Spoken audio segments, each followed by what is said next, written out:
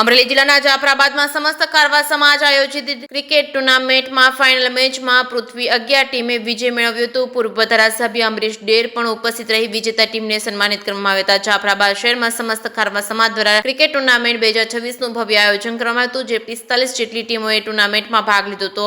આ ટુર્નામેન્ટમાં ફાઇનલ મેચનું આયોજન કરવામાં આવ્યું હતું। પૃથ્વી 11 અને હિતાંશી સ્પોર્ટ વચ્ચે ફાઇનલ મેચ રમાઈ હતી, જેમાં પૃથ્વી 11 ટીમ વિજેતા બની હતી। વિજેતા ટીમને 15,000 ચેક તેમજ ટ્રોફી આપી સન્માનિત કરવામાં આવ્યા હતા। આ કાર્યક્રમમાં પ્રસંગે રાજુલાના પૂર્વ ધારાસભ્ય અને ભાજપના નેતા અમરીશભાઈ ડેર ખાસ ઉપસ્થિત રહ્યા હતા। વિજેતા ટીમને પ્રોત્સાહિત કરી શુભકામના પાઠવી હતી। સમસ્ત ખારવા સમાજ દ્વારા ક્રિકેટ ટુર્નામેન્ટનું આયોજન કરવામાં આવ્યું હતું। જે કે સિંહ ગુજરાતી સાથે ધર્મેશ મહેતા, રાજુલા।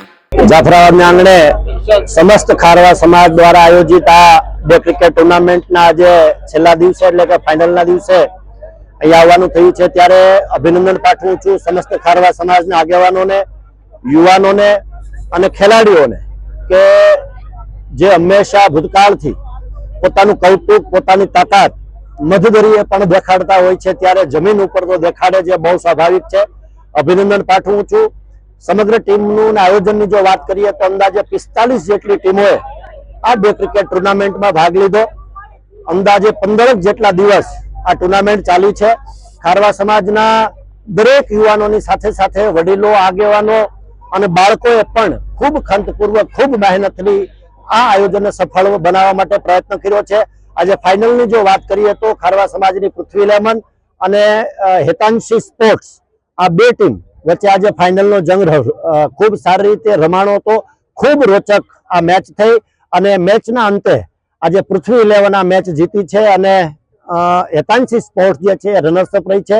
એટલે બધા જ ખેલાડીઓને ખૂબ અભિનંદન પાઠવ્યા। સાથે સાથે એટલું પણ કહેવું છે કે સમગ્ર સમાજની સાથે સાથે ખારવા સમાજ પણ સ્પોર્ટ્સથી, સામાજિક વ્યવસ્થાઓથી પાછળ ન રહે એના માટેનું આ ખૂબ સારું આયોજન હતું। એટલે કાર્યકર્તાઓને અને આયોજકોને જેટલા અભિનંદન પાઠવીએ એટલા ઓછા છે। આજના સમયમાં આજનું યુવાન કે આજનું બાળક મોબાઈલમાંથી ફ્રી નથી થતો, ત્યારે આ મેદાની રમતો જીવનમાં ખૂબ જરૂરી છે। ત્યારે ખૂબ અભિનંદન પાઠવું છું અને આવનારા સમયની અંદર પણ બધા જ સાથે મળીને ખારવા સમાજ અને અન્ય સમાજ ખૂબ બધા આયોજનો થતા રહે, એટલે આ તકે અહીંયા આવી અને બધાને અભિનંદન પાઠવા છે।